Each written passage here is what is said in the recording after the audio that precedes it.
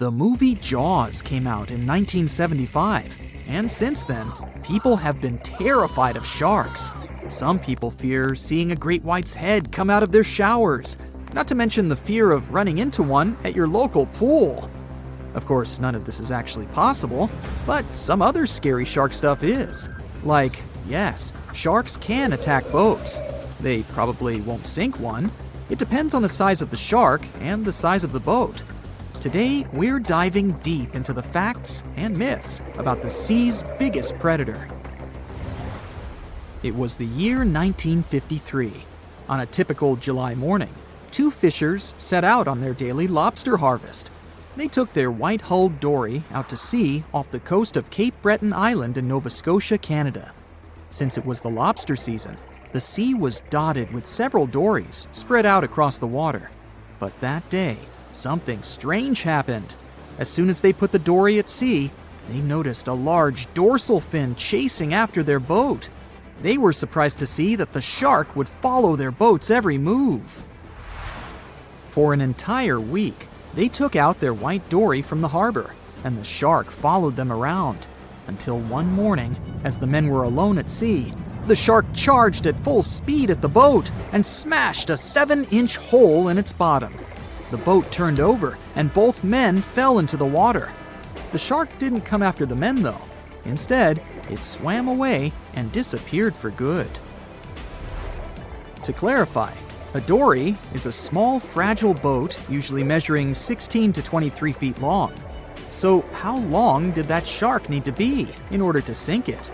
Well, as soon as the boat was retrieved from the ocean, researchers found something interesting. One of the shark's teeth was found stuck in the hull. According to Harvard experts that analyzed the tooth, it most certainly belonged to a 12-foot white shark that weighed around 1,200 pounds. One thing intrigued scientists a whole lot. The great white didn't seem to be interested in the men aboard, but rather in the boat itself. The question is, why? Some people suppose that this great white followed the dory around because it was white, and the animal probably thought it was some big white mammal. It's not the first boat a shark has attacked. You see, sharks don't attempt to sink boats because they're mean and evil. Rather, it's due to murky waters and hard materials that make them mistake inanimate objects for their usual lunch menu. But that's not what we've learned from popular culture. In Jaws, the protagonist shark managed to poke several holes in the orca as it rammed the boat. The orca was a Nova Scotia-style fishing boat made out of wood planks. It wasn't a huge boat, so it seemed plausible that a great white could ram it. But, according to Mythbusters, that's very far from the truth. A great white swimming at its maximum speed wouldn't be able to take down a medium-sized fishing vessel. The same goes for bigger boats. Some bull sharks or great whites can turn over smaller vessels, though, like kayaks or small boats.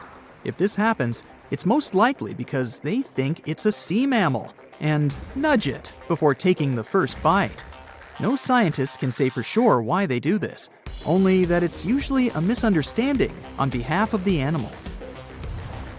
The Shark Research Committee, a nonprofit scientific research organization, has documented a lot of shark attacks on inanimate objects and is trying to answer that question more thoroughly.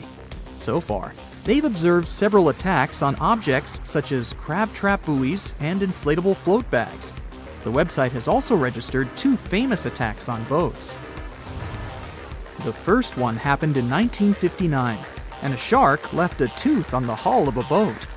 Researchers later identified it as belonging to a 12-foot great white. The report of the other attack, which happened in 1989, claims that a boat was circled by a great white before the animal swam at the vessel at full speed and hit the boat several times. Of course, those who suffer the most from shark attacks and encounters aren't boats, it's surfers. As far as we know, surfers look like giant wobbly seals from the shark's perspective. According to the Shark Research Committee, there have been 41 confirmed shark attacks on surfers on the west coast of North America over the course of the last century. So, should we be so afraid of sharks after all? Let's learn more about these magnificent sea creatures. off the top of your head, how many shark species can you name? 4, 8, 10? Well, there are over 500 species of sharks swimming in the ocean. They vary from tiny specimens, about the size of a human hand, to up to 39-foot-long creatures. The largest species of shark are actually not great whites, but whale sharks. And even those are small compared to the great Megalodon. This ancient creature that lived around 20 million years ago reached an unimaginable length of 60 feet. By comparison, that's the same as 2 to 3 buses placed one after another. I wouldn't swim in Megalodon-infested waters even if you dared me, that's for sure. We know that sharks are very good hunters, but why is that so? Their bodies seem to have been strategically built for speed. Instead of having a bone skeleton, like us humans, sharks have a cartilage skeleton, which makes them much lighter and also super fast swimmers. Each species of shark hunts depending on its nutritional needs. So, shark species that grow to an average of 3 feet have a diet based on fish. The ones that grow bigger start feeding off of bigger sea animals, such as sea lions and seals. Throughout their lives, some species of shark can shed over 30,000 teeth. Unlike humans, who are born with a set number of teeth in their jaws, sharks have an apparently limitless supply. In their defense, they do lose teeth pretty easily, as they can easily get stuck in their prey, for example. They also have multiple rows of teeth. The jaws of a great white can contain up to 7 rows of teeth, and can grow to be more than 6 inches long. And since we're speaking of great whites, the most feared shark species roaming the oceans, this is ray. Ray is an adult white shark. He can swim up to 50 miles a day, so he needs a lot of fat in order to keep his body functioning. Funny thing about Ray, when he opens his jaws to hunt, his eyes roll back together with his head, so his sight is hindered when he's taking a bite. Now, he does like it when the water is murky and underwater visibility is low. That's because it makes it harder for his prey to spot him coming. These conditions can make it easier for him to grab that yummy seal. But this can also make it easy for him to mistake a random boat for lunch and end up scaring some humans. Some Hollywood movies love to portray sharks as having superpowers. Although they're not innately cruel, one species of shark does have something that can be considered bizarre. Hammerhead sharks, one of the most dangerous species of sharks, have a sort of sixth sense. Inside their heads, they have electroreceptor organs called ampullae of Lorenzini. These organs allow sharks to detect the electromagnetic fields of all living things in the ocean. This ups their hunting abilities to another level. They can even find prey hidden in the sand because they sense its electromagnetic field. You should know one thing. If a shark lives in a balanced ecosystem, it won't feel the need to attack unknown things. These animals are curious, though, so maybe we should cut them some slack when they bite a piece off a random boat. The Meg, aka Megalodon, roamed the oceans long after dinosaurs were wiped out by the Great Meteorite. It was one of the largest and most dangerous hunters that have ever lived on Earth, as well as the biggest shark. But then, about 3.6 million years ago, the last of its kind disappeared from our planet, leaving only huge teeth for modern archaeologists to keep finding. There are a few theories about why it could have happened, but scientists might have found the true reason. The Megalodon, which means big tooth, was the largest shark ever to exist. It reportedly lived around 20 to 3.6 million years ago and was truly enormous. Its bite was more powerful than that of a T-Rex, and likely any other powerful predator that has ever roamed this planet. It's probably not surprising since this marine creature had extremely strong jaws that could span from 9 to 10 feet wide. That's enough to swallow 2 grown-up people side by side. The jaws were also lined with 276 teeth, and they reached 7 inches in length. That's as long as a small hedgehog. Once these teeth got worn down, the shark got rid of them and grew new ones. Such large sedated teeth helped the Meg to eat meat easily. The shark itself could grow up to 59 feet long. That's twice the length of a London double-decker bus. The animal was also pretty heavy. While a fully grown T-Rex weighed about 8 tons, the weight of a large Megalodon could be more than 30 tons. With no competitors, the enormous shark was the real king of the oceans. It hunted other sharks, large fish, and even whales. Then why did such a magnificent creature disappear from the face of the earth? The previous theories mentioned the great white shark. The Megalodon is usually described as some gigantic version of this marine animal. And this is a common mistake made because most people think these creatures were related. But in reality, the Meg looked more like a modern bull shark. Its snout was snout, its lower jaw was rather flat, and long and massive pectoral fins supported the animal's weight. But what's more important, the ancestors of today's great whites existed at the same time as the Megalodon. Now, with great size comes great clumsiness. And although the Meg was huge and powerful, it was also not as nimble as smaller and quicker great white sharks. Great whites could have rivaled a Megalodon for food, and were often more successful hunters thanks to their agility. They couldn't fight the Meg openly, but were fast enough to steal its food. So according to this theory, the only food left for the Megalodon were whales and equally big marine animals. Grown-up Megs could easily catch such beasts, but their offspring were much smaller and more vulnerable than their parents. Could smaller sharks have used this to their advantage?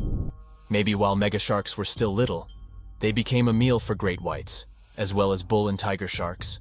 Even at those times, a great white shark could reach the length of 20 feet, while a Megalodon kid was definitely smaller. But even if there had been no open confrontation between young Megalodons and smaller grown-up sharks, Meg kids wouldn't have been able to find food for themselves to grow to adulthood. The reason is the same. The population of other sharks was growing, and they were rivaling each other and the Meg for convenient food. The more great whites and other sharks appeared in the oceans, the less food remained for young monster sharks. Eventually, they probably starved. But it's just one of the theories that try to explain why the Meg went extinct, and here's another one. A new study has shown that the Meg was most likely a warm-blooded predator able to regulate its body temperature, and that might have been the reason why this species disappeared with time. Scientists analyzed isotopes of the tooth enamel of the Megalodon and concluded that the animal could easily maintain a body temperature that was around 13 degrees F warmer than the temperature of the surrounding water. Such a temperature difference is much greater than what other sharks living at the same time as the Meg had, and it's large enough for the ancient predator to be classified as warm-blooded. These days, most fish are cold-blooded. Their body temperature is the same as the surrounding water, but some sharks, like mackerel sharks, keep the temperature of all parts of their bodies a bit warmer than the surrounding water. But it doesn't make them completely warm-blooded because they simply store heat generated by their muscles. And in mammals, body temperature is regulated by a special region of the brain called the hypothalamus. Anyway, the Meg's warmer body allowed the animal to move faster, deal with cold water better, and spread out all over the world. But eventually, it might have led to a disaster. The Megalodon lived during the Pliocene epoch, pronunciation. It began approximately 5.3 million years ago and finished 2.5 million years ago. During that period, global cooling occurred. It also caused the changes in sea level, which the Megalodon probably didn't survive. The main problem for the predator was to maintain an energy level allowing its body temperature to remain elevated. But to do it, the animal had to eat a lot, and I mean it.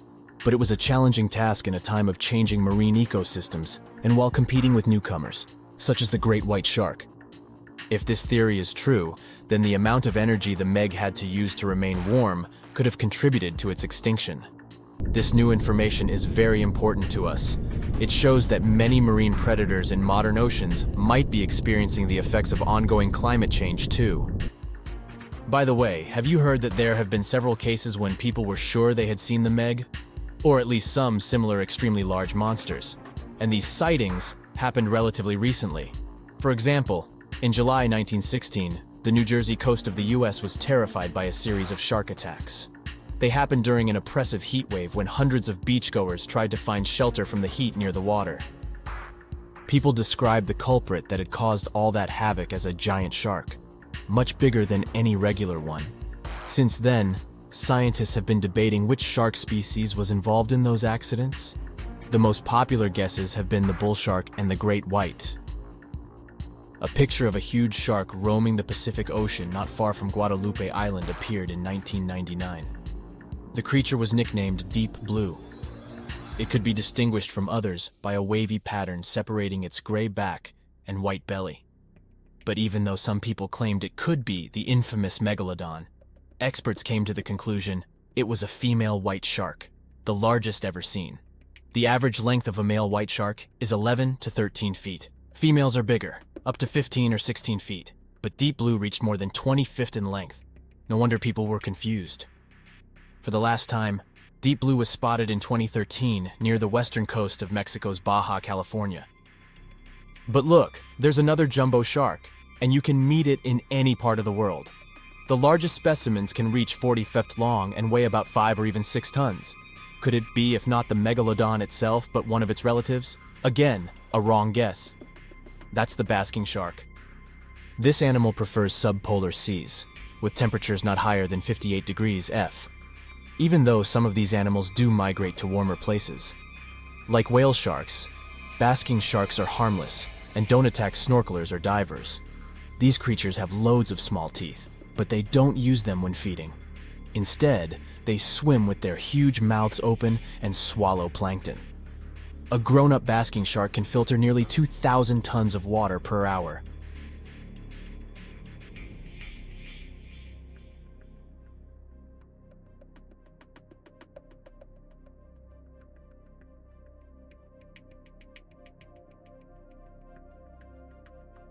The largest and most ferocious predator to ever haunt the oceans, the Megalodon shark, dominated the seas for centuries before becoming extinct millions of years ago. However, scientists managed to discover very few remnants of the giant shark. Everything we know about the great sea beast we've learned thanks to fossils of its giant teeth, which are just about the size of the average human hand.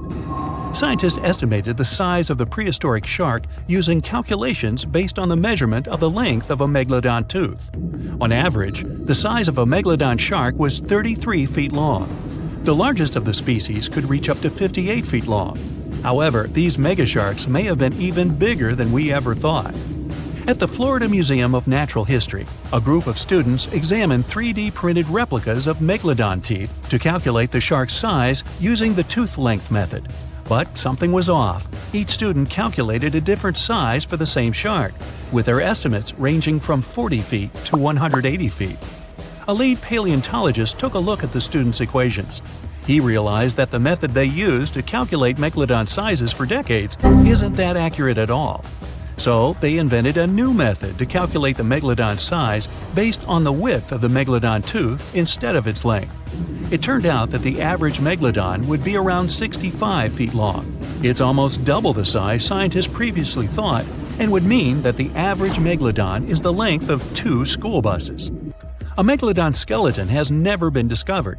Shark skeletons are made mostly of cartilage, meaning that they decompose quickly. Luckily, sharks continuously shed and regrow teeth throughout their lives. One shark can go through 40,000 teeth in a single lifetime. Scientists have managed to study different types of shark species based on their teeth alone. The Megalodon shark had around 276 teeth. When they fell out, these teeth landed in seabed, where they stayed for millions of years, fossilizing. Scientists found those teeth, and they're the only real record we have of the Megalodon's existence. The word Megalodon means giant tooth. Its tooth is around 7 inches long. For comparison, the largest tooth of a great white shark is only 3 inches long. To find a bigger set of choppers, you'd have to go back 65 million years to find the great Tyrannosaurus rex, whose teeth measured a whopping 12 inches. Megalodon teeth have been discovered all over the world. It means that, unlike other marine animals of its time, the Megalodon was intercontinental. Even today, most sharks and marine animals tend to stick to one sea or ocean. The Megalodon shark swam freely around the world, moving between tropical and subtropical waters. Megalodon teeth have been found in every continent apart from the freezing cold waters of Antarctica. When a megalodon makes a starring appearance in a movie or TV show, it's portrayed to look like a giant version of a great white shark. Scientists previously believed that the megalodon and the great white shark both descended from one common ancestor. Still, it's not true. In fact, it's more likely that the Megalodon was the arch-enemy of the great white shark's ancestor, the broad-toothed mako shark.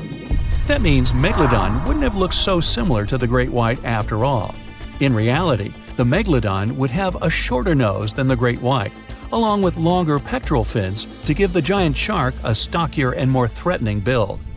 Not only was the Megalodon the largest shark in the world, but it was also one of the biggest fish ever to exist. An apex predator of this size would have needed a huge diet to keep it moving. The Megalodon would have eaten 2,500 pounds of food every day. The Megalodon diet consisted of larger species of fish, dolphins, and even other species of sharks. Ancient fossilized whale bones with cut marks of Megalodon teeth have been discovered. It means Megalodons weren't intimidated by the size and tried to feast on the giant whales of the past. Scientists have used computer simulations to try and work out the hunting style of the ancient shark. Using this technology, scientists have discovered that the Megalodon's attack style was very different from that of modern-day sharks. Modern sharks dive straight for their prey's most vulnerable spot, for example, the soft underbelly of a seal. The Megalodon's teeth were uniquely suited to biting through tougher areas of cartilage. So, evidence suggests that a Megalodon would first chew the tougher fins of their prey, rendering them unable to swim away before launching into their final attack. The mouth of a Megalodon was around 10 feet wide and 9 feet tall, large enough for you to swim into without touching any teeth. However, we don't recommend that. Their mouths were so large a Megalodon could swallow a small car without even having to bite down on it. Research teams from Australia and the US collaborated to work out the biting power of the Megalodon using computer simulations. The results were terrifying. While the modern great white shark has the biting power of 1.8 tons of force, the Megalodon could easily chomp down on its prey with a biting power of 18.2 tons. The bite of the Megalodon would easily be able to cut through steel and overpower any other predator in the ocean. Scientists believe that the Megalodon has the most powerful bite of any creature that has ever existed. The Megalodon's bite would easily overpower the T-Rex, which has a biting force of 6 tons. Mysteriously, no one knows exactly when or how the Megalodon went extinct. However, several theories are floating around as to how this could be the case. The Megalodon had become extinct by the end of the Pliocene, which was a phase of global cooling that spanned over 5 million years and ended over 2.6 million years ago. New evidence suggests that the last Megalodon lived at least 3.6 million years ago, right in the middle of the Pliocene era. Another theory claims that these megasharks disappeared because of the changing Earth temperatures occurring during the Pliocene. As the Earth cooled down, the tropical waters of the world's oceans plummeted to colder temperatures. Scientists believe that this led to the extinction of a third of all large marine animals, meaning that the Megalodon's food source took a massive hit. Without much prey left to hunt, the Megalodon inevitably went extinct. Megalodon sharks would give birth to their pups in waters close to the shore. The shallow coastal waters provided a perfect nursery for the newborn sharks, keeping them distant from the larger predators that lurked in the open waters. As ice formed around the Earth's poles and sea levels dropped, these pupping grounds were destroyed. The Megalodon pups would have had no choice but to swim in the deep ocean waters, making them more vulnerable to dangerous predators. A new theory suggests that the explosion of a star, called a supernova, could be responsible for the extinction of the Megalodon. Around 2.6 million years ago, a supernova over 150 light-years away from Earth lit up the prehistoric sky and lingered there for months. A few hundred years after the supernova had faded, particles of cosmic energy from the star explosion plummeted to Earth. The energy particles carried dangerous amounts of radiation. Researchers believe that this radiation could cause the mass extinction of many marine animals, including the Megalodon. Radiation from the particles extended hundreds of yards down into the ocean and was more dangerous for bigger creatures than for smaller ones. The bigger the creature is, the more radiation they would absorb. The 60-foot-long Megalodon was large enough to absorb great amounts of radiation. Some people believe that the Megalodon is still alive today, lurking at the depths of the ocean waters. But it's unlikely to be true. Megalodons are a warm water species, which means they would be unable to survive in the cold waters of the deep ocean. Most of the Megalodon's potential prey live in shallower waters, meaning there would be very little for the Megalodon to eat at a deep sea level. Simply put, if there were an animal as big as the Megalodon still living today, we would have spotted it by now. It was one of the biggest creatures ever to roam the Earth. It was longer than your average school bus and could easily weigh more than 10 elephants combined. But where did it live? How did it end up having this size? And most importantly, why is it extinct nowadays? Let's find out. The Megalodon was the largest predator ever known in our planet's history. In terms of its location, the Megalodon lived practically in all waters on our globe, except near the poles. The reason why there were no Megalodon teeth found in Antarctica is probably that the gigantic creature adapted to only warm tropical and subtropical waters. The younger ones liked to keep to the shores, while full-grown adults preferred coastal areas, but they could easily move into the open ocean as well. How do we know the Megalodon was so widely spread? We can only presume, based on the fact that they discovered the most northern fossils off the coast of Denmark and the most southern in New Zealand. The discussion of how the Megalodon got this size is still open in the scientific community. They recently found out that not all the specimens from this fascinating species reach the same huge size. This has to do with a little something called the Bergmann's Rule, which says that the temperature of the surrounding environment affects the animal's body size because they either need to conserve or shed heat. The Megalodons that reach cooler waters probably needed more body weight to make sure they survived in low temperatures. On the contrary, those living in warmer waters had to be smaller to avoid burning up. But what did this enormous fish look like?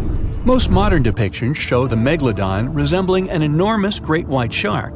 But well, it seems it may not necessarily be correct. The Megalodon likely had a much shorter nose and a flatter jaw that looked almost squashed when compared with a great white shark. It also seems to have something in common with the modern blue shark: extra-long pectoral fins. They needed these to support their weight and size while navigating the planet's waters. Lastly, the lady Megalodons, seem to have been about twice as large as the gentlemen.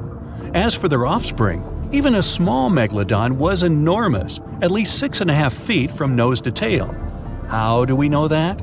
Because specialists have stumbled upon Megalodon nursery habitats in Panama, Maryland, the Canary Islands, and Florida. Even the piles of used diapers were enormous. Nah, not really. Surely the scariest aspect of the Megalodon's looks was its mouth. I mean, think about it. Megalodon had whales for dinner, so it obviously needed to open its mouth wide enough. Scientists have estimated that its jaw would span a mind-boggling size, 9 by 11 feet wide.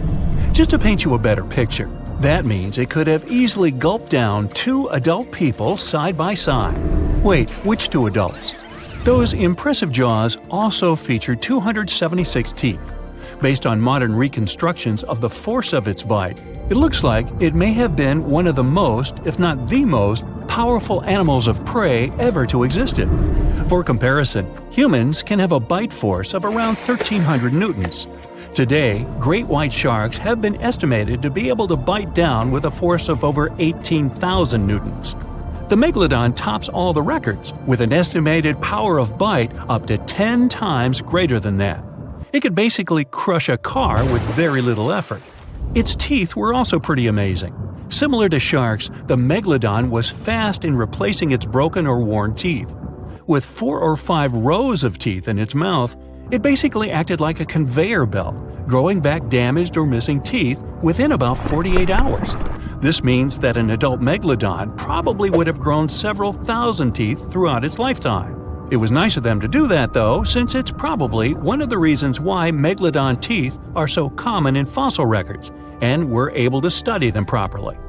To maintain its impressive physique, the Megalodon had to eat somewhere around 2,500 pounds of food per day. Can't wrap your head around that? Well, it was the equivalent of 1¼ cows per day to survive. It's like if you had to eat 3,300 cans of tuna every day. I've used the word Megalodon a lot, but have I mentioned where it comes from? When translated from Greek, it means giant tooth. Ah, those clever Greeks. However, this giant shark's full scientific name is a bit more complicated: Carcharocles megalodon. But are these gigantic predators actually extinct? We tend to believe so, but let's be honest for a second. We've come to know more about the surface of Mars than the depths of our oceans. Like, we've only explored 15% of our oceans altogether. Who knows what may be lying out there in the deep? Maybe some ancient predators? The Mariana Trench is the deepest oceanic trench on Earth. The Challenger Deep, its deepest part, is so deep that you could dip the whole of Mount Everest in there and it would still be over a mile above the surface. That's deep. If a megalodon or two ever needed a place to crash, that would be a discreet enough location. However, the Mariana Trench is not a particularly comfy place to be in. Because it's cold and steeped in total darkness and all. The temperatures here are around 36 degrees Fahrenheit all year round. And to top it all off, the pressure is 1,000 times stronger than at sea level. So it's safe to assume that if any megalodon is hiding in here, its teeth and bones might not be looking so good. Because of the intense pressure here in the Mariana Trench, proteins and calcium start to dissolve and disintegrate. That's why, for example, the Haddell snailfish, the deepest dwelling fish we've discovered, has evolved to feature flexible cartilage instead of bones. To survive here, the megalodon would also need to learn to navigate in complete darkness. That means they would have to either become luminescent or evolve to grow massive eyes like the giant squid. While it may sound like an intriguing and good idea for a movie script, most scientists don't think it's possible. Why? Well, most of them say it's because of the megalodon's size. Most foods that megalodons like to eat live in shallow ocean areas and not in the deep, deep sea. Specialists believe that if these animals were actually still roaming our waters, there's no way we wouldn't know about it. They would need to come up for dinner every now and then, right? Their food is also the most likely cause of why the megalodon is not alive anymore. While some specialists believe the megalodon became extinct because of a drop in the ocean water temperature, most scientists suggested that the shifting food chain dynamics may have been more to blame. Why? Because at some point, there was less and less of its primary food source, baleen whales, and at the same time, the numbers of its natural competitors, like smaller predatory sharks like the great white shark and whales, increased. The megalodon did live on this planet a lot more than we did, and way back when we didn't even exist yet. They were here for nearly 70 times longer than we, modern humans, have, inhabiting the oceans for around 20 million years. Homo sapiens appeared around 300,000 years ago. The megalodon managed to survive for so long mostly because of its unbeatable size. I mean, they can make a meal out of almost everything in the sea at the time. We may think about both of them as prehistoric creatures, but the megalodons and the dinosaurs never coexisted on Earth. The dinosaurs probably died out about 66 million years ago. Megalodons seem to have appeared a bit later. That's because the oldest megalodon fossils we have yet discovered are from the Miocene epoch, which began 23 million years ago. So long, Meg. It was the largest fish our Earth had ever seen, and its bite was strong enough to crush a car. The largest of its teeth found was the length of a remote control. It consumed about 2,500 pounds of food a day. That's like 3,300 cans of tuna for you. The earliest megalodon fossils are from about 20 million years ago, but you won't see its skeleton, and that's because the mighty Meg had no bones. A skeleton made from bones gives most animals their body shape and strength. Sharks, though, come from the same subclass as rays, skates, and sawfish and have cartilage instead of bones. Cartilage is a tissue that is softer and more flexible than bones, but it's still tough enough to shape the body and protect the internal organs. Some areas are more flexible, since cartilage is weaker, and some, like the shark's head, are much tougher, thanks to calcified cartilage. Their snouts, though, are made of really soft and flexible cartilage to work like a bumper in case of a collision with some dangers. Who knows if they'd be able to do all this with a heavy skeleton? Plus, cartilage makes their jaws more flexible, and they can open their mouths much wider than they would with a jaw made of bone. Our hero, Meg, was no exception, and it had the strongest bite of all living creatures, which was also made possible by a skeleton made of cartilage. Sharks take full advantage of their cartilage. It helps them swim and turn fast while hunting. One drawback of this type of skeleton is that it was really tricky for scientists to establish the shape and size of Meg. Normally, they would do it using fossilized bone skeletons or their parts. With Meg, they had to guess based on the teeth they found and comparisons with living relatives. A more recent 3D computer model was based partially on scans of a preserved spine discovered in the 1860s. The model showed that Meg was bigger, faster, and even hungrier than scientists had previously thought. Looks like an average Megalodon was 52 feet long. That's slightly bigger than the height of the Hollywood sign and weighed 10 times as heavy as an elephant. There were also much bigger creatures. Scientists still aren't sure how the Megalodon got this size. The fact that there were bigger and smaller Megs probably has to do with a little something called Bergmann's rule. It says that the temperature of the surrounding environment affects the animal's body size because they either need to conserve or shed heat.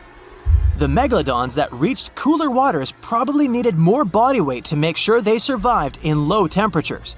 Those living in warmer waters had to be smaller to avoid burning up. If the researchers were correct in their calculations, it also means that Meg reached a cruising speed of over 3 miles per hour, which is much faster than other sharks. The still-living great white shark can cover a distance of nearly 7,000 miles without stopping, which is 9/10 as long as the diameter of Earth. It looks like the Megalodon could have gone much further. Megalodons managed to survive on our planet for nearly 70 times longer than humans have. They were roaming the oceans for around 20 million years, and you could see them pretty much anywhere except near the poles. Scientists discovered the most northern fossils off the coast of Denmark and the most southern in New Zealand.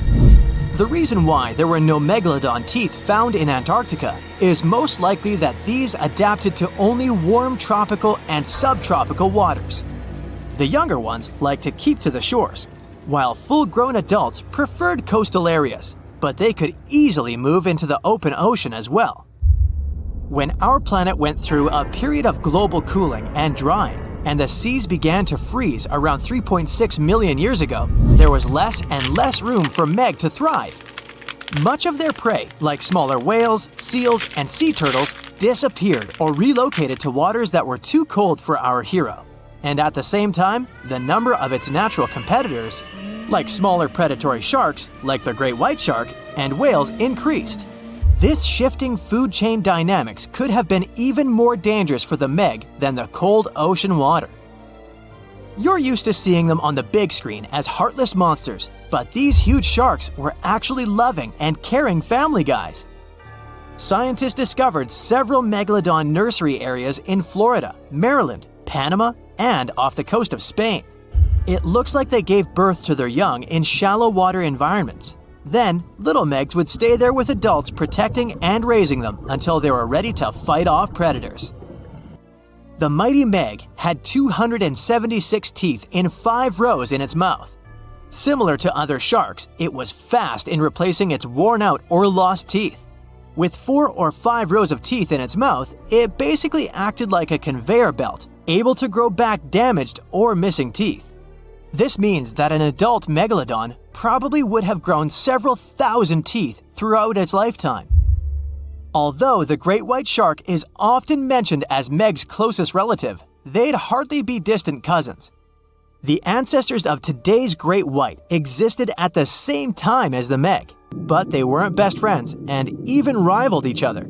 The great white shark wouldn't win in a head-to-head fight with a Meg, but it was a better hunter using its smaller size and agility to snap up the giant's prey quickly. This only left the bigger fish and whales for the Meg, but its food supplies began to run out as the whales swam to the cooler new seas. Rather than a great white, the Megalodon is more like a modern bull shark. It had a short snout, a flat lower jaw, and huge pectoral fins to support its massive weight and size. We also speak of Meg as an extinct giant. But can we be 100% sure it isn't hiding somewhere as we speak? After all, we've only explored 5% of our oceans altogether. The Mariana Trench is the deepest oceanic trench on Earth, and you could dip the whole of Mount Everest in its deepest part, and over a mile of it would still be above the surface. If a megalodon or two needed a place to hide, that would be the perfect spot. It wouldn't be the coziest place to live, though, with its cold water and total darkness. Plus, the pressure there is 1,000 times stronger than at sea level. So, if a Meg really were hiding down there, it would have serious issues with its teeth, because calcium would dissolve under that pressure. To survive here, it would also need to learn to navigate in complete darkness. That means it would have either become bioluminescent or evolve to grow massive eyes like the giant squid. If the Meg were still around and true to its dietary choices, it would have to eat smaller fish, and that would be a problem for us humans. Especially those of us who love fish, that is. And the ocean isn't cooling down these days. The Megalodon would love its temperature and would thrive and reproduce faster than ever. Those giants would create some massive problems for cargo ships and cruising vessels. In case you're now scared at the thought of meeting a Megalodon, relax. Most scientists don't think it's possible because of our hero's size. Most foods that megalodons like to eat live in shallow ocean areas and not in the deep, deep sea. Meg would need to come up for dinner every now and then, and it's kinda hard to miss a creature this big. They're both giant prehistoric creatures to us, but the megalodons and the dinosaurs never actually coexisted. The dinosaurs probably died out about 66 million years ago. Megalodons seem to have appeared a bit later. The Megalodon was the biggest shark to ever live. Not only that, it's one of the biggest fish and the largest predator in Earth's history. They've been known to reach lengths of up to a whopping 70 feet. That's over 3 times longer than the biggest great white shark on record.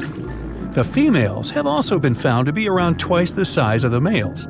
The Megalodon could swallow a small car without it even touching its teeth, if cars had been around then. Its teeth could grow to over 7 inches long. It looks like we're going to need a bigger boat, and best make it steel-plated, as this shark can easily gnaw its way through ships. The underwater terror could bite a ship clean in half, with the highest bite force ever calculated for any animal, living or extinct. The force of its ferocious bite was up to 40,000 pounds. That's around 108,000 times the strength of a human's and 10 times the force of a modern crocodile's bite. Its chomp is so strong that it makes the T-Rex's bite look about as powerful as my granny's after she's taken her dentures out. In fact, the Meg was so big and powerful that it had no natural predators. It was the uncrowned king of the seas, swimming freely from ocean to ocean. This cosmopolitan creature was found all over the world, from America to Europe and Australia to Japan, assuming there were countries back then. Meg fossils have been found on every continent except Antarctica. Everybody skips Antarctica. Science tells us that the Megalodon went extinct over 3.6 million years ago. But could they still be alive at the deepest depths of the ocean? Only around 80% of the ocean has been explored, and its deepest point, the Mariana Trench, is over 7 miles down. So who knows what's lurking at the bottom? If you did manage to make it down, it is unlikely that you'll run into a Meg, though. The sharks, like us, preferred warmer coastal waters. Deep ocean living would be too cold for the beasts, and food would be scarce. Their entire bodies would also have to evolve to avoid being squished by the enormous water pressure down there. It's unlikely they're still around, but not impossible. Some good news, if you do run into one, is that the shark is pretty unlikely to eat you. You are way too small a meal for the Megalodon, even if you have a couple of friends with you. This guy eats whales that are over 50 feet long. If you're having a beach party, though, it's a different story. In a beach full of swimmers, the shark very well might creep up, scooping several humans into its giant mouth without even chewing. But wait, let's rewind. How does the shark take down a 50-foot whale? It first bites off its fins, making the whale unable to swim away. It then casually munches it down piece by piece. Because of their size, sharks had to consume over a ton of food every single day just to sustain themselves, like me. All that food made the Megalodon extremely heavy. They range from anywhere between 50 to over 100 tons. For context, that's around the same as 7 to 16 adult male African elephants. To fit all this food in, their jaws had to open pretty wide. A megalodon's jaw could span 9 by 11 feet wide. That's easily big enough to swallow 2 adult humans side by side. The fearsome name Megalodon comes from 2 Greek words, mega meaning big and odont meaning tooth. So combined, they mean what? Big tooth. And it certainly lives up to its name. Just one of its chompers is the same size as a human head. It had 276 humongous teeth in total across 5 terrifying rows. In all of history, only a couple of saber-toothed cats and the T-Rex had consistently bigger teeth. Now that's a showdown I'd like to watch. The Megalodon vanished millions of years ago, leaving only huge teeth to be found by modern archaeologists. They literally disappeared with very few traces left. Scientists believe that over time, sea levels dropped and the ocean temperatures went down rapidly. Over a third of all marine life was wiped out as the oceans cooled, and a number of animals at the bottom of the food chain plummeted. This had a catastrophic effect on the hungry predators at the top. Sorry guys. It became way too cold for these sun-loving sharks too, which made it difficult for them to reproduce since they gave birth in warm waters. The Megalodon is usually described as a sort of giant great white shark, but this is just a common myth. In fact, the ancestors of today's great white existed at the same time as the Meg. But they weren't best buddies, and were even in competition with each other. The great white shark was a better hunter, using its smaller size and agility to snap up the Meg's prey quickly. They were also known to eat Meg pups, who were only half their size. This didn't help the whole extinction thing. Even infant megalodons were huge, coming in at just under 7 feet. While a great white was no match for an adult Meg in a head-to-head fight, they sure weren't scared of stealing their food. This only left the bigger fish and whales for the Meg, but its food supplies began to run out as the whales swam to the cooler new seas. The whales adapted to prefer the colder temperatures, leaving our friend the Meg behind. The megalodons either starved or were frozen into extinction by the Ice Age. Rather than a great white, the Megalodon is more like a modern bull shark. It had a short snout, flat lower jaw, and huge pectoral fins to support its massive weight and size. As scary as they are, these sharks were actually caring family guys. Several Megalodon nursery areas have been discovered in Florida, Maryland, and Panama.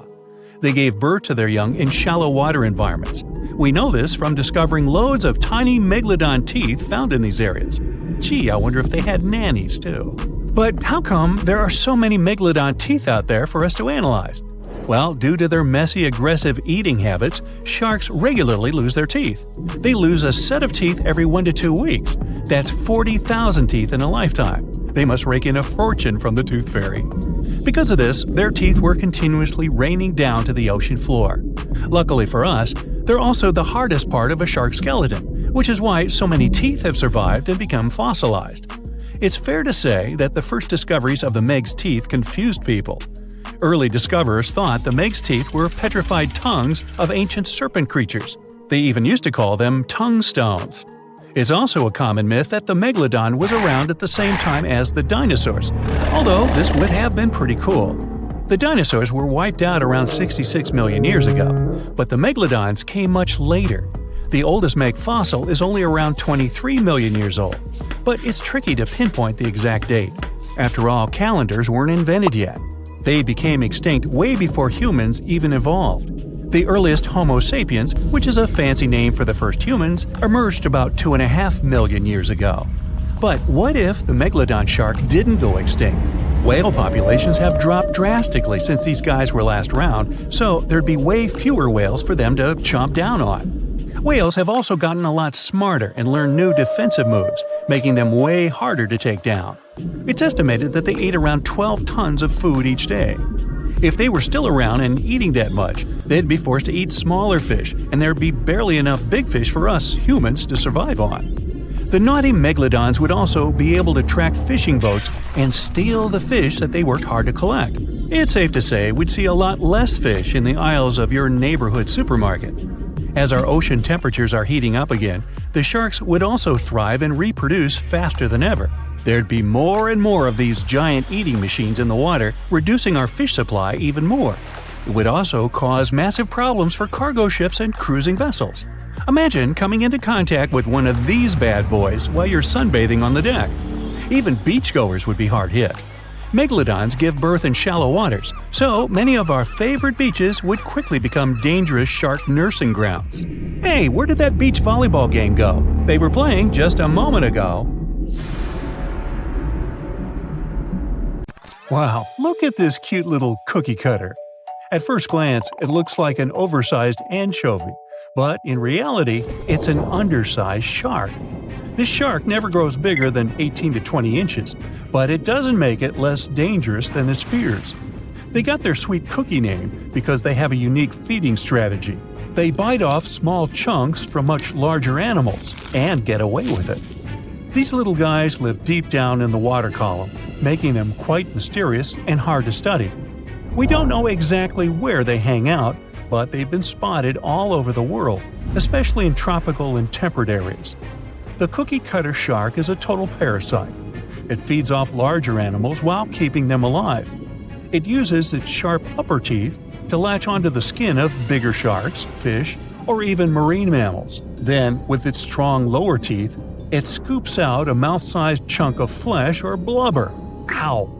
So watch out, because even big predators like bluefin tuna, great white sharks, and spinner dolphins can end up with scars from these little sharks. Now, there's one crazy story about a cookie cutter shark biting a person. Picture this: a long-distance athlete swimming between islands in Hawaii at night, surrounded by boats with bright lights attracting prey. Yep, that swimmer got a nasty bite on the calf, leaving a gnarly scar, but luckily no permanent damage. Lesson learned: don't mess with cookie cutter sharks during their feeding frenzy. To hunt like this, they have a well-equipped mouth. The mouth itself is like a short line that goes across, surrounded by these big fleshy lips that can suck stuff up. It's got a bunch of tooth rows in its jaws, like 30 to 37 in the top and 25 to 31 in the bottom, and they increase as it gets bigger. The upper teeth are small and narrow, standing up straight with a single smooth, pointy bit. The lower teeth, on the other hand, are way bigger and wider, almost like knives, and they interlock to make a saw-like cutting edge. Just like any other shark, cookie cutters lose their teeth throughout their lives. But here's where they're different: they swallow their lost teeth. Some scientists think they do this because they live in nutrient-poor deep waters and want to recycle important tooth-building materials, like calcium. That's a brand new approach to diet supplements, huh? Since they feed closer to the surface at night and deeper during the day, they're almost always in the dark. So, this sneaky little shark has these special light-producing organs called photophores that are strategically placed on its belly. These photophores help it blend in with the light coming from above, kind of like camouflage. It's a classic move in the bioluminescent world. The cookie cutter shark also has this cool, non-glowing collar around its throat. Some scientists think this collar acts like a fancy lure, making it look like a tasty little fish from below. Imagine how irresistible that would be to a whole gang of hungry sharks. It's like a dinner invitation they can't refuse. 450 million years ago, no, I wasn't around then, the sea level was higher, coral reefs started to form, the climate on our planet was stable and warm, not even dinosaurs were around yet. The time when bony and jawed fish we know as sharks appeared. They've been dominating the oceans and making other marine creatures flee in fear ever since. Many of them, like great white sharks, have evolved and adjusted to life in the open ocean as hunters with a pretty high position in the food chain. They're less diverse today than before. One of the reasons is the asteroid strike from the age of dinosaurs. After it reduced the number of shark species, only smaller and deep-water kinds that ate primarily fish survived. They started getting bigger over time. Near the surface, sharks such as makos or great white ones develop faster movements and are somewhat between gray and blue to blend in with their surroundings. The epaulet shark can even walk on the land. It can't take a walk on the beach because it can't breathe outside of the water, but it lives on coral flats in shallow tropical waters, so it can walk in kind of a crawling motion. But deep down below, there are mysterious, alien-looking, often huge shark species that didn't come to the surface. which is why they didn't need to adjust to the new environment and different conditions. They haven't changed a lot through time, so they're some living fossils. These creatures mostly don't have 5 gill slits, the most common number, but 6 or 7. It's because there's less oxygen the deeper you go in the ocean, so they need more gill slits. Sharks on the surface evolved to have fewer gill slits. 6-gill sharks are the most primitive sharks we have today. Their skeletons are like those of ancient extinct sharks, and they can survive only in very deep waters. Like cats, sharks have a layer of reflective cells placed inside their eyes, which helps them see better in the dark, deep sea or cloudy waters. Sharks on the surface have big eyes because they evolved to hunt in the sunlight, so they tend to rely on their vision. Those that live in shallow waters have small eyes, so they can protect themselves from the sand. Like some other deep-sea creatures, 6-gill sharks also have bigger eyes to take in as much light as possible. They have more light-sensing rods, but don't distinguish colors that well. In the ocean's twilight zone, with the minimum of sunlight, there's a couple of bioluminescent shark species. They don't take in light within their eyes, but produce or re-emit it with their bodies. Their skin or organs have specialized cells that produce a soft blue-green light. Deep-sea creatures that produce their own light do that to attract their prey, deter animals from going after them, or, scientists think, communicate with each other. It can even help them to camouflage. They do it by hiding their silhouettes from animals going after them. They produce enough light to match their surroundings. The biggest luminous underwater creature is the kite-fin shark, found swimming 980 feet below sea level, preying on groundfish or smaller sharks. It can grow almost 6 feet long and lives 3,200 feet below sea level. Deep-sea sharks are also bigger than those on the surface. The Greenland shark can grow up to 24 feet long, bigger than a great white. There's a thing called deep-sea gigantism. Creatures in nutrient-poor depths of the ocean grow bigger because, that way, they lose less energy as heat. The Greenland shark lives its life in slow motion. It has a slow metabolism and can go very long periods without food. With their slow pace, they evolved to live up to 500 years at depths of 7,200 feet. Sharks in shallow waters catch their prey relying on agility and speed, but for them, it's easier because there's plenty of food on the surface. Deep-sea sharks, with less food and slower life rhythm, had to develop a different style. They're more opportunistic, definitely not picky, and don't care if their future meal is alive or not. Frilled shark, another living fossil from the darkest depths, hasn't evolved much through time, and they're one of the last of their kind, with all of their relatives already gone extinct. It grows up to 7 feet long, primarily hunts on squid, and catches other sharks and fish. It looks like a dinosaur, a snake-like face, a long, smooth, thin body that moves in a serpentine way. It can propel itself with the power of its tail and curl like snakes. They don't swim in a straight line like other sharks. Cookie cutter shark grows up to 20 inches. It got the name because of the way it feeds, biting off small pieces. It's a parasite creature, which means it feeds off bigger animals but leaves them alive. They have sharp teeth and sometimes even swallow those that fall off on purpose. Some researchers think it could be because they live in the depths that are nutrient poor. If they swallow the teeth, they could recycle calcium and other material from it. Prickly shark is a rare and unusual creature with many thorn-like denticles and 2 small dorsal fins. It lives mostly in the depths of the Pacific region up to 1,900 feet. Ghost sharks are not even real sharks, but fish closely related to them and rays. They have big pectoral and pelvic fins, 2 dorsal fins, pretty big eyes, and unlike their cousins, have a single external gill opening. Ghost sharks have slender tails and can grow up to 80 inches, silver to blackish color. They sometimes live in rivers and coastal waters, but also in the depths of the ocean of 8,200 feet or even deeper. They are pretty weak swimmers, so they tend to feed on invertebrates and small fish. Goblin sharks. Swimming through the deep sea, this creepy shark with a flabby body suddenly sees a small, innocent squid. It goes toward it, but the potential snack notices it and quickly starts moving to dart away. It seems like the plan could work at first, But then the shark suddenly thrusts the jaw of its mouth and catches the poor little squid in a second. After the meal is finished, the animal simply fits the jaw back into the mouth and goes away as if nothing happened. This is possible because it has a jaw connected to 3-inch-long flaps of skin, which is why it can unfold from the snout. It can grow up to 12 feet long with a weight of 460 pounds. Scientists think goblin sharks are mostly active in the morning and evening. The shark has a long, prominent snout and specific sensing organs on it. It uses them to sense electrical fields in the dark oceanic depths. Seven-gill shark is a big cow shark, brown to silver-gray on top, white underneath, black and white spots, with a thick body, a small dorsal fin, and a wide, blunt snout.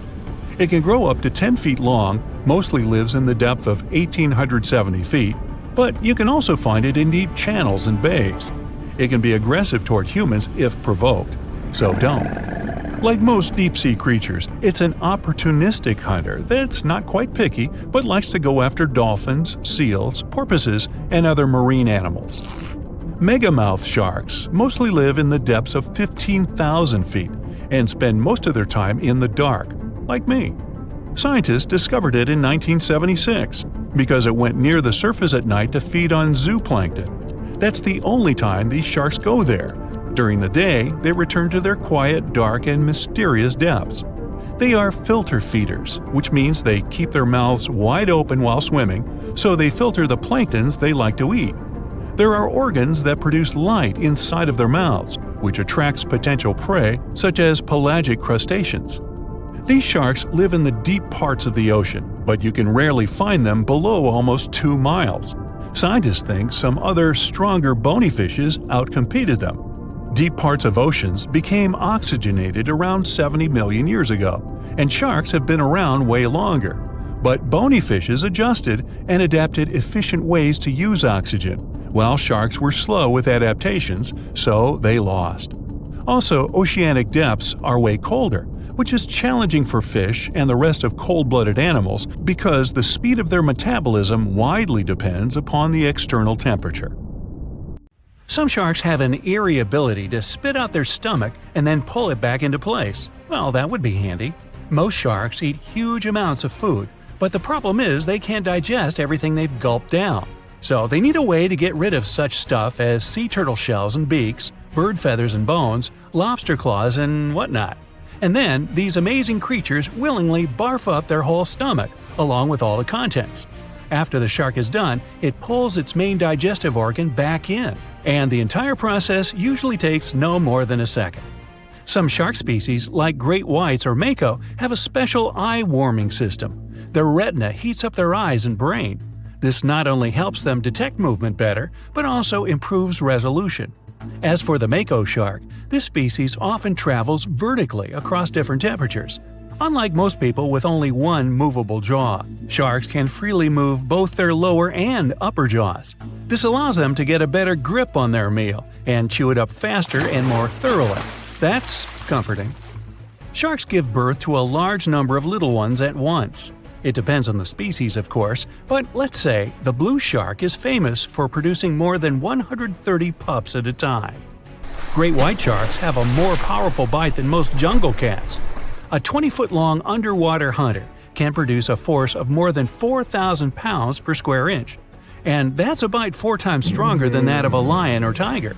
People, with their measly 150 to 200 psi bites, aren't in the running whatsoever. Swell sharks defend themselves by swallowing huge amounts of water. Then the shark's body becomes twice its normal size, and this scares potential danger away. Sharks can grow more than 50,000 teeth during their lifetime, but not all of their teeth are the same. The strongest and most massive ones are at the front, and those closer to the back are smaller and not so powerful. But if the front teeth are damaged, these weaker ones can replace them. It's possible because sharks' teeth aren't as deeply rooted as humans and can move. Shark skin has the same feel as sandpaper. It's made of teeny, teeth-like scales. They point towards the animal's tail. This helps to reduce the friction that occurs when sharks move through the water. Whale sharks have extremely thick skin. In some places on their body, it can be 6 inches thick. It's one of the toughest in the animal world. Scientists have to make loads of effort if they want to get this creature's blood sample. Sharks have an incredible sense of smell, but besides that, they use one more sense to detect other animals. There are special pores around their head, near the nostrils, and under the snout. Those are special organs, something like second sight. Every creature generates a tiny electrical field. Thanks to the pores, sharks can spot these electrical fields and figure out where other animals are. Sharks are incredibly sharp-eared. They can hear their potential meal from 3,000 feet away. They can also catch low-frequency sounds, like the ones produced by a fish's contracting muscle tissue. Sharks have been around for more than 400 million years. It means they've lived through 4 out of 5 mass extinctions. This makes them way older than Mount Everest, humans, dinosaurs, and even trees. These creatures go back to the period when coral reefs were just beginning to form. Some shark species can jump out of the water, like the great white shark or the basking shark. They're known to leap from more than 8 feet up into the air. Thanks to this maneuver, they can catch such animals as seals or seabirds. But unless you're in South Africa, you aren't likely to see sharks jumping out of the water. Shark skeletons are made of muscle and cartilage, which are lighter and twice less dense than bones. This makes sharks more flexible, which allows them to make sharp turns when they're chasing other animals. Hammerhead sharks have a weirdly shaped head for a reason. Thanks to it, these creatures have incredible 360-degree vision. Their eyes are tilted a bit forward, and it allows them to have an overlapping field of view. The goblin shark's terrifying jaws are attached to elastic ligaments. They can unfold from the animal's snout for up to 3 inches. It allows the animal to catapult its mouth forward to catch other marine creatures. Sharks don't sleep as you do. Some species have to keep swimming all the time. Otherwise, water will stop flowing through their gills and they won't be able to breathe. Others do rest, but they don't enter an unconscious state. They just go into special rest periods. These creatures don't have eyelids. That's why their eyes remain always open, and their pupils monitor their surroundings. They also keep their mouth open so that the water can pass through their gills. Sharks can travel remarkably long distances without needing any rest, all thanks to their bizarre sleeping pattern. For example, great whites can swim distances of more than 2,000 miles without stopping to eat or rest. How come these creatures don't starve? They draw on the fat stored in their livers. By the way, this organ can compose up to a third of the animal's body weight. Contrary to popular belief, sharks do not and cannot swim in reverse. Their tails propel them forward, and their pectoral fins help them to keep their balance and turn. It means that, anatomically, these animals can't move in any direction other than forward. Sharks have no vocal cords. They can't produce sounds to communicate with one another or express their emotions. That's why they have to use body movements, like twisting their bodies or flipping over. Sharks live in all of the world's oceans, but several species also inhabit freshwater rivers and lakes. For instance, bull sharks have been found in tropical rivers. They're also known to be able to swim between fresh and salt water. The smallest shark out there is the dwarf lantern shark. This unique creature doesn't grow longer than 8 inches, but the shark makes up for its tiny size in other ways. For example, some of its organs emit light, and since the creature lives in the shallow waters, this helps to camouflage it in the rays of sunlight. Blue sharks eat a lot, often more than they need. Some of this food can remain undigested for weeks till it's needed for energy. Sharks have something that looks similar to a tongue, but this organ is called the basial. It's the front section of the cartilage that goes from the shark's chest to its mouth. It doesn't move and is pretty much useless. The so-called tongue doesn't take part in the process of feeding. It isn't covered in taste buds. Its only real use might be that it supports some of the bones connecting the shark's gills. There are hundreds of shark species in the world, more precisely around 500. Some of them are pretty bizarre. Just look at the goblin, basking, or cookie-cutter shark. All these sharks vary in size, from several inches to dozens of feet long. They also live in absolutely different environments. Tiger sharks eat whatever they can get their jaws around. Some of the weirdest things they've munched on are video cameras, bags of money, license plates from almost any U.S. state, dog leashes, you name it. Each whale shark has a unique pattern on its skin. These spots and stripes can be used to identify individual sharks, just like fingerprints are used to identify people. The blunt-nosed six-gill shark can dive to a depth as great as 5 Empire State Buildings. Baby sharks are called pups. When they get born or hatch, they are already fully nourished, and if they choose to swim away from their mama shark, they don't need to hunt for food for at least several weeks. Uh-oh, did somebody say baby shark? The giant shark that terrorized the oceans some 20 million years ago. For 13 million years, this 60-ton beast dominated the warm waters of our planet. Though, some believe that the Meg still lives in the most remote and deepest parts of the ocean. It's a hot summer day. It seems only logical to go for a swim in the sea. You're floating on your back, completely relaxed. Your eyes are closed. Your breath is even. Water's pleasantly cool around your body. A light breeze touches your face. You feel calm enough to doze off. Suddenly, something bumps into your leg. Yanked out of your half-slumber, you begin to flail until you're face to face with the invisible danger. Luckily, all you spot is a couple of easily recognizable fins and cute smiley snouts. Phew, just dolphins. Guess you're lucky to meet them in the wild. These amazing creatures are so close, you can touch them. You've heard people say dolphins' skin feels rubbery, but to your mind, it's more like the inner part of a hard-boiled egg. One of the animals is so close to you that its salty smell fills your nostrils.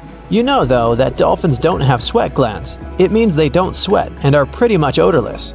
The smell you sense comes from the water they swim in. The largest and most ferocious predator to ever haunt the oceans, the Megalodon shark dominated the seas for centuries before coming extinct millions of years ago. However, scientists managed to discover very few remnants of the giant shark.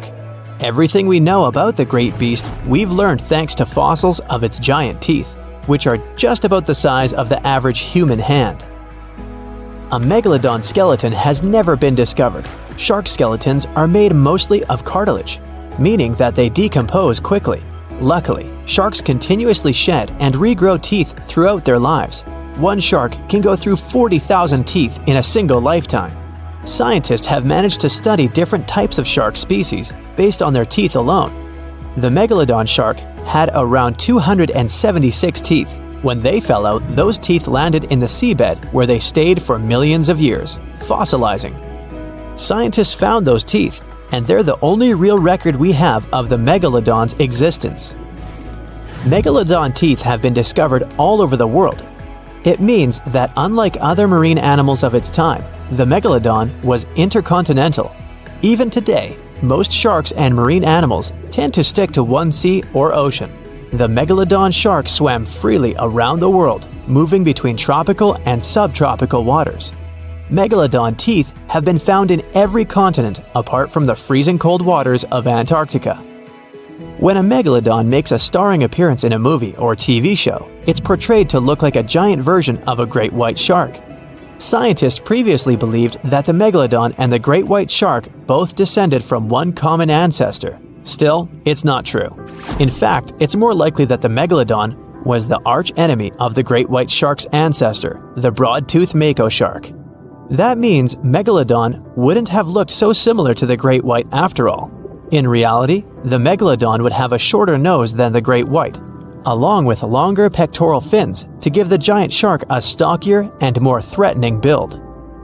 They both had an excellent sense of smell though, so even in prehistoric times, it wasn't a good idea to go swimming with a chunk of raw meat in hand. And it certainly isn't safe now. Whether the Meg's hiding somewhere in the depths, which some still believe is true, or it's gone forever, younger cousins will still be there waiting. Also, both of them like to go after big marine mammals, so they would certainly have things to do together. That is, until the Meg got moody and accidentally ate its friend. You never know. These guys had a different hunting style. Great whites prefer to dive straight towards their prey and find its softest spot, like exposed legs or underbelly. Sometimes, an entire tooth would be found embedded in a bone of some bigger animal, such as a whale. Without the main parts they use for swimming, poor sea animals were then helpless and unable to escape. Yet whales were just a smaller part of Megalodon's diet. Seals, sea cows, squids, dolphins, other sharks, The good old Meg probably wouldn't say no to some random school of smaller fish swimming into its mouth either. Nothing better than a good snack after a big tasty dinner. Even those giant turtles weren't safe with their thick shells. The Meg probably took them as a dare challenge on a daily basis. Scientists have used computer simulations to try and work out the hunting style of the ancient shark. Using this technology, scientists have discovered that the Megalodon's attack style was very different from that of modern-day sharks. Modern sharks dive straight for their prey's most vulnerable spot, for example, the soft underbelly of a seal. The Megalodon's teeth were uniquely suited to biting through tougher areas of cartilage. So, evidence suggests that a Megalodon would first chew the tougher fins of their prey, rendering them unable to swim away before launching into their final attack. Some people believe that the Megalodon is still alive today, lurking at the depths of the ocean's waters. But it's unlikely to be true. Megalodons are a warm water species, which means they would be unable to survive in the cold waters of the deep ocean. Most of the Megalodon's potential prey live in shallower waters, meaning there would be very little for the Megalodon to eat at deep sea level. Simply put, if there was an animal as big as the Megalodon still living today, we would have spotted it by now. It is unlikely that you'll run into a Meg though. The sharks, like us, preferred warm coastal waters. Deep ocean living would be too cold for the beasts, and food would be scarce. Their entire bodies would also have to evolve to avoid being squished by the enormous water pressure down there. It's unlikely they're still around, but not impossible. Some good news if you do run into one is that the shark is pretty unlikely to eat you. You are way too small a meal for the Megalodon, even if you have a couple of friends with you. This guy eats whales that are over 50 feet long. If you're having a beach party though, it's a different story. In a beach full of swimmers, the shark very well might creep up, scooping several humans into its giant mouth without even chewing. The fearsome name Megalodon comes from two Greek words, megas, meaning big, and odont, meaning tooth. Combined, they mean big tooth, and it certainly lives up to its name. Just one of its chompers is the same size as a human head. It had 276 humongous teeth in total, across 5 terrifying rows. In all of history, only a couple of saber-toothed cats and the T-Rex had consistently bigger teeth. Now that's a showdown I'd like to watch. The Megalodon vanished millions of years ago, leaving only huge teeth to be found by modern archaeologists. They literally disappeared with very few traces left. Scientists believe that over time, deep sea levels dropped and the ocean's temperature went down rapidly. Over a third of all marine life was wiped out as the oceans cooled and the number of animals at the bottom of the food chain plummeted. This had a catastrophic effect on the hungry predators at the top. Sorry guys. It became way too cold for these sun-loving sharks too, which made it difficult for them to reproduce since they gave birth in warm waters. The Megalodon is usually described as a sort of great white shark, but this is just a common myth. In fact, the ancestors of today's great white existed at the same time as the Meg, but they weren't best buddies and were even in competition with each other. The great white shark was a better hunter using its smaller size and agility to snap up the Meg's prey quickly. They were also known to eat Meg pups, who were only half their size. This didn't exactly help the whole extinction thing. While a great white was no match for an adult Meg in a head-to-head fight, they sure weren't scared of stealing their food. This only left the bigger fish and whales for the Meg, but its food supplies began to run out as whales swam to the cooler new seas. The whales adapted to prefer the colder temperatures, leaving our friend the Meg behind. The Megalodons either starved or were frozen into extinction by the Ice Age. Rather than a great white, the Megalodon is more like a modern bull shark. It had a short snout, a flat lower jaw, and huge pectoral fins to support its massive weight and size. As scary as they are, these sharks were actually caring family guys. Several Megalodon nursery areas have been discovered in Florida, Maryland, and Panama. They gave birth to their young in shallow water environments. We know this from discovering loads of tiny Megalodon teeth found in these areas. I wonder if they had nannies too. So you're swimming 2 miles down at the bottom of the ocean. Don't ask me how, just play along. It's cold and the pressure is intense. No fish in sight. Then you notice a green shiny thing. It's a cookie cutter shark. Its neck glows in the dark to attract fish and other delicious treats. The shark doesn't look like much. It's small, about the size of a cat. It has brown skin and large green eyes, but looks can be deceiving. Every night, this creature rises to the surface and goes after great white sharks, whales, even swordfish. If you look closely, you'll see a round mouth with a bunch of sharp teeth in it. They don't just bite, they work kind of like a saw. This one's called a cookie cutter shark because when it sees something delicious, it takes a cookie-shaped bite out of it. These sharks have even been known to disable submarines. Wonder what flavor they are. Our next shark is about the length of a car. Only about 100 of these sharks have ever been seen, but if you met one, you'd never forget it. It has a big mouth, a huge mouth, a mega mouth, like me. It's the mega mouth shark. You could easily fit in it if you curled yourself up. They're not dangerous though, not to humans. They feed by swimming around with their mouths open, filtering out plankton and other underwater goodies. The shark has special organs in its mouth that glow, attracting little crustaceans. It swims deep in the ocean in total darkness. Probably has a great smile though. Thresher sharks also have a huge body part, the tail. It's almost half the length of the shark itself, and it looks like a helicopter blade. It's one of the few animals that hunts using its tail. The shark sneaks up on a school of fish and starts to shake its moneymaker. This freaks out some of the fish, which is exactly the plan. In a pinch, it can also use its tail to defend itself. The best thing about this shark, it doesn't attack people. The angel shark. There are quite a few types of angel shark out there, but they're more shark than angel. They're flat like stingrays, and their skin is covered with patterns that help them blend in with the seafloor. Because of this disguise, divers sometimes accidentally touch them, which isn't the best idea. They're fast and have powerful jaws. Still, they prefer the taste of small fish to you. The horn shark has two ridges that look like horns right above its eyes. It's definitely the grandpa of the shark world. Not aggressive, swims pretty slowly, and is up late almost every night. Its two favorite meals, sea urchins and crustaceans. It moves its fin on the seafloor almost as if it had paws. But don't underestimate this guy. It has one of the strongest bites of any shark. It needs those strong teeth to crush the shells of its late-night meals. And if something tries to attack it, watch out. Horn sharks have sharp spikes on their fins. The award for the ugliest shark goes to the goblin shark, and it's not even close. From the outside, it already looks kinda weird and is about the size of a pink underwater motorbike.